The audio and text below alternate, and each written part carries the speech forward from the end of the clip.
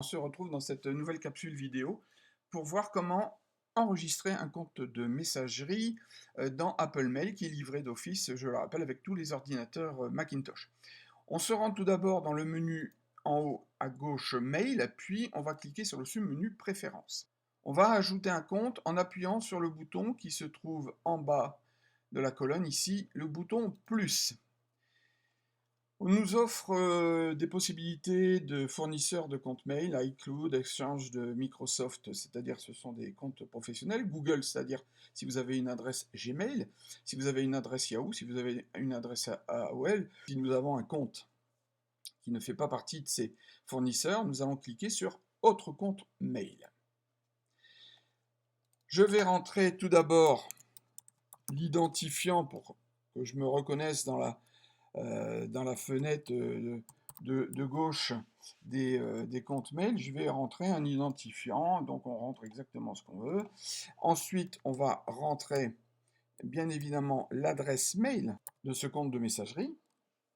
Et on va bien sûr rentrer le mot de passe qui est requis pour cette adresse mail. Moi, je l'ai copié dans mon ordinateur, je fais un coller cette fois-ci et je me connecte.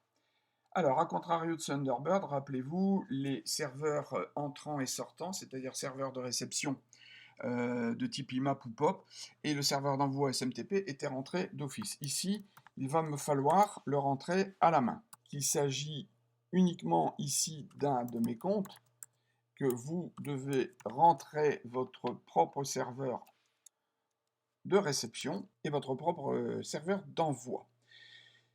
Il y aura sous cette vidéo une liste de tous les principaux serveurs d'envoi et de réception des fournisseurs d'accès à Internet.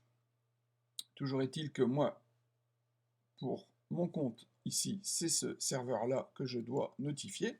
Je fais me connecter. Je ne suis pas obligé d'activer l'application Note avec ce compte, donc je fais terminer en décochant l'application Note. Et j'ai bien donc ici mon compte Visite 360 degrés qui est activé. Et je peux voir que dans ma boîte de réception, j'ai bien tous les messages qui sont encore existants sur mon serveur, qui se trouve donc, en l'occurrence ici, sur un disque dur à Clermont-Ferrand. J'ai les 18 messages que je n'ai pas encore lus. Oui, je sais, j'ai du boulot.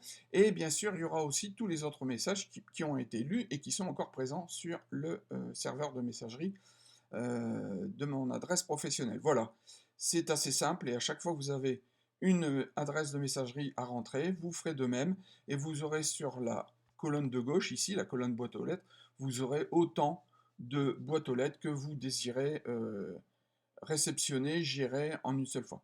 On se retrouvera bientôt pour un autre tuto. Allez, à ciao!